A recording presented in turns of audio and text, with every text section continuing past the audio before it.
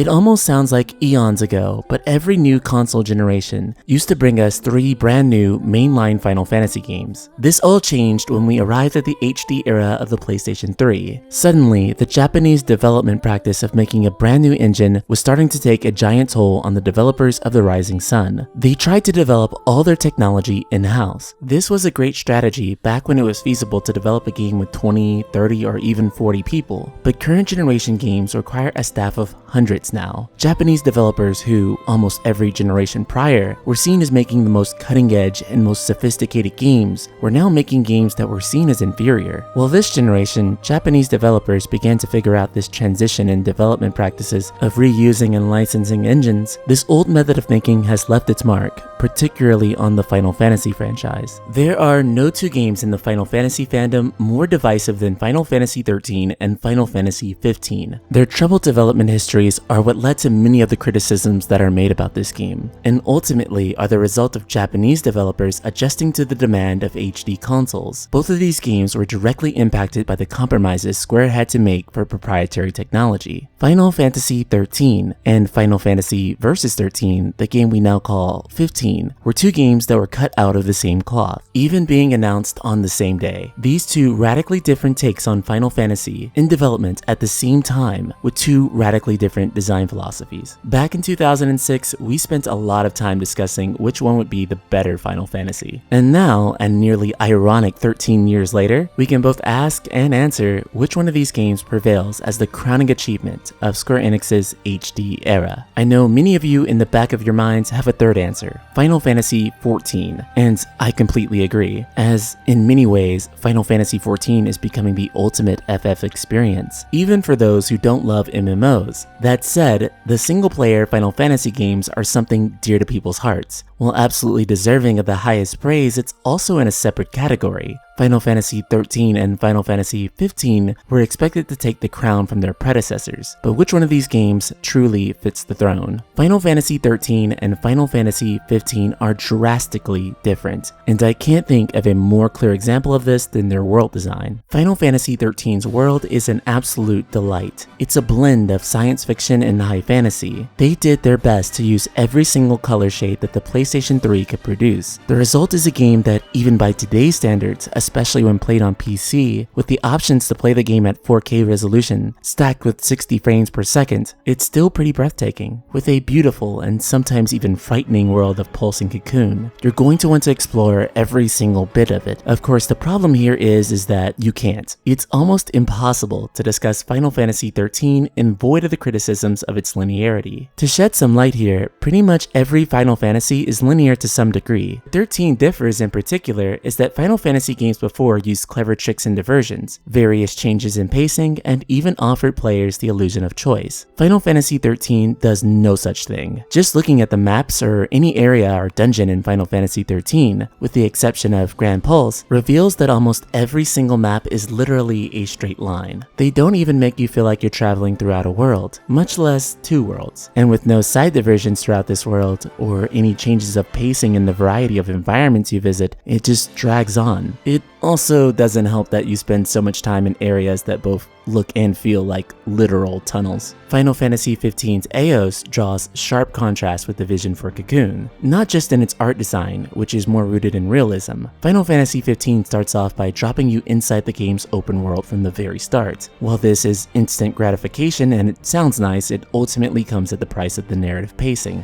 While in Final Fantasy XIII, the world design gave you no choice but to go forward, with few quiet moments of reflection in between. Final Fantasy XV has much meandering. However, it's this ability to freely explore that makes the game feel rich. From traveling via chocobo or car or the post-game airship, there's always lots of options on what to do next. And of course, you can always just play straight through the story. Of course, no world is quite complete without its characters. Both of these games take quite a few liberties in this direction, for better or worse. Final Fantasy XV offers an extremely relatable cast. The 4 main protagonists protagonists this time around are all male, which initially triggered quite a bit of criticism, which mostly dissipated after the game's release. Noctis is a 20-year-old young man trying to take on an incredibly heavy task. He has to become king way sooner than he was prepared to be. We all have friends who are like Ignis, who's extremely intelligent and nurturing, or Gladiolus, who's completely into fitness and the outdoors, or Prompto, who's a selfie-taking meme lord. These attributes and characteristics are always on display, making the group dynamic always apparent. The group's dialogue is very realistic and relatable, and genuinely how a group of 4 men this age who've known each other their whole lives would actually talk to each other. Final Fantasy XIII has a much more diverse cast, with varying motivations. Final Fantasy XIII's cast has pairs who are familiar with each other, like Snow and Lightning or Fang and Vanille. However, collectively, it's a group of strangers who get to know each other along the journey. Oftentimes, this keeps the story interesting with several overlapping internal conflicts. What stops this from being as compelling as it could be is the extremely rough dialogue that is almost completely cringeworthy at times. That said, there are quite a few people who find these characters to be likable over time, though there is one problem that both of these games mutually and equally share. Outside of the main cast, don't expect anyone else to receive any sort of on-screen development. Like Jill Nabat from Final Fantasy XIII, I am still unsure why this character even exists. I feel like she was going to be a boss fight at one point and then they just decided to cut it. Of course, Final Fantasy XV isn't much better here. Emperor Eldercap, literally the emperor of the Imperial Army, who is one of the central villains of this story, supposedly, only appears for a total of maybe 10 minutes. That is not an exaggeration.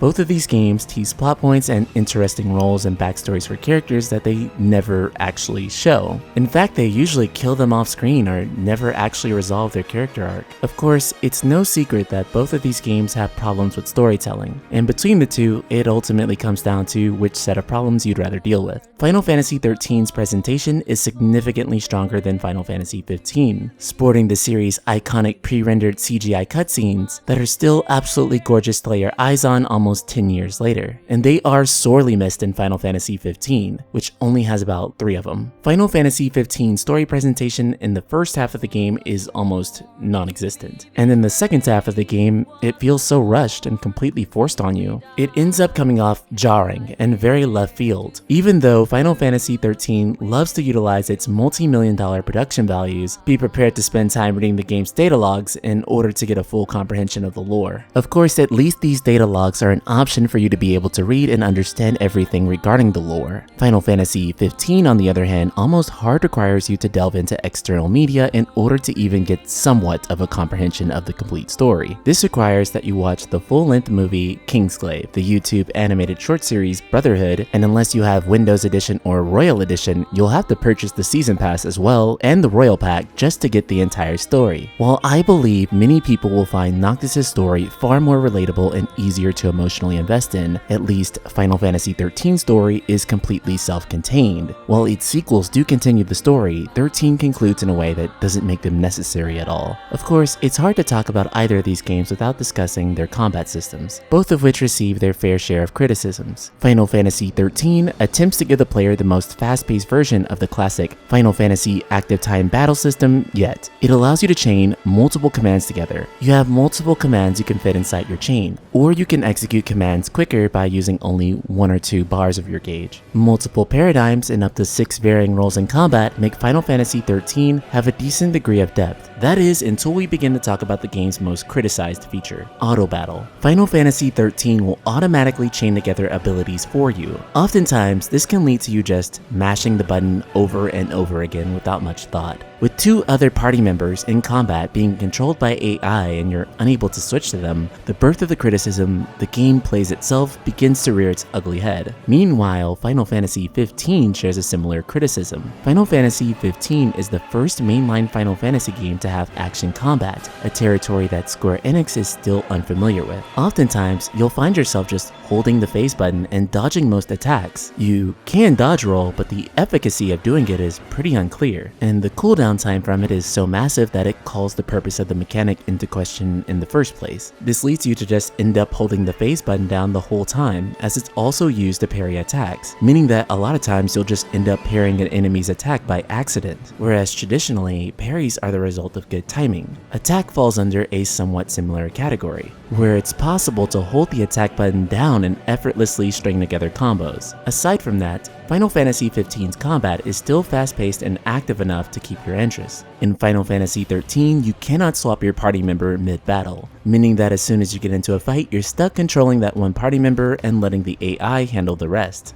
In Final Fantasy XV initially, not only was this the case, but there was also no other playable character than Noctis. Thanks to free updates for the game, you can now play as any of the 4 main boys during combat. And pretty much each of the boys is more fun to play than Noctis. Prompto's shooting mechanics aren't the greatest, but sometimes it's just fun to shoot things. Gladio's grounded nature that focuses on timed blocks and counters is quite rewarding, and Ignis is actually stronger, faster, and generally more fun to play as than Noctis all around, leading me to wonder why you'd ever even bother to play anyone else but him. Considering that this feature was added into an existing game that didn't account for it, there isn't much strategy to utilizing other characters, as every challenge is pretty much tailored for Noctis. Though speaking of challenge, these two games have wildly different notions on it. In general, Final Fantasy games aren't known for being punishingly difficult. While some challenges definitely do arise, some grinding and better equipment and abilities usually will take care of pretty much anything that stands in your way. With Final Fantasy XIII, however, many of this game's bosses are legitimately challenging. First of all, the game has a forced level cap for all your roles depending on where you are in the story.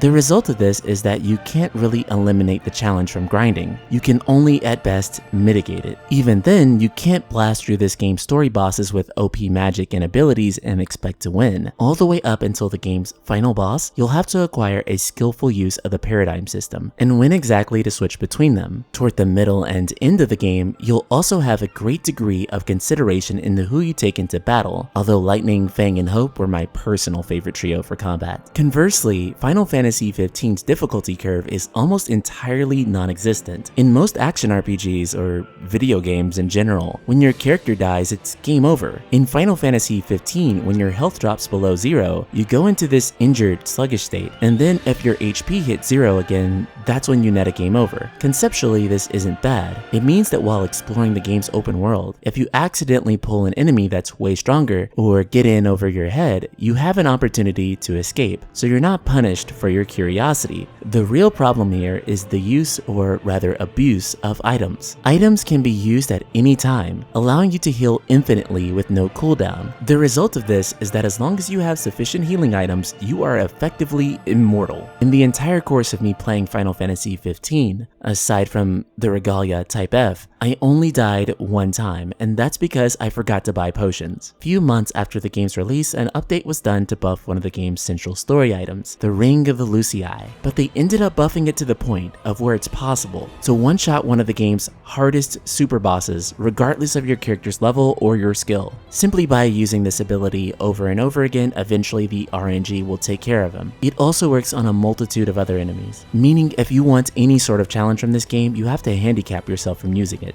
And there is no hard mode. There is only an easy mode, which makes the game even easier. Of course, doing side quests in the game only help you level up faster. Many people I spoke to beat the game at around level 60 or 80, when the recommended level for the final boss is only around level 40, simply due to the allure of side quests. It almost makes me wonder if Final Fantasy XIII's level cap per story completion would have actually worked better in Final Fantasy XV, though ultimately the end result is a game in which you almost physically cannot get a game over in unless you're intentionally trying to. But of course, it wouldn't be Final Fantasy combat without summons. This is easily one of my favorite things to see with any of the upcoming mainline games. Final Fantasy XIII and Final Fantasy XV have incredibly interesting takes on summons. Final Fantasy XIII summons are uniquely assigned to each character, meaning that who you decide to be your party leader has yet another weight attached to it. Summons not only fight alongside you, but they also transform as well. Gestalt mode allows you to control them directly, naturally, and it almost feels like an action game. Summoning also heals your party, on top of doing a decent amount of damage. This makes them an absolutely vital strategic option. I'm honestly not a fan of transforming summons as it's just odd looking, but it's by no means a bad system. Contrast this with Final Fantasy XV, which aside from how you summon them, it's pretty much the traditional Final Fantasy way of showing up, doing an ultra powerful attack, and then fading off into the distance. In Final Fantasy XV, summons are more beautiful and godlike than they've ever been seen before, sporting some downright impressive animations both technically and artistically. 15 would be almost perfect in this regard if summons weren't basically RNG. Whenever you're near death, you'll be able to randomly trigger a summon to appear. Which summon you get is also random as it partially depends on where you are. Summons, or astrals as they call them in AOS, perform devastatingly powerful attacks, but they aren't something that you could use at will, and primarily only help if your health is low, which yet again serves to make the game far too easy.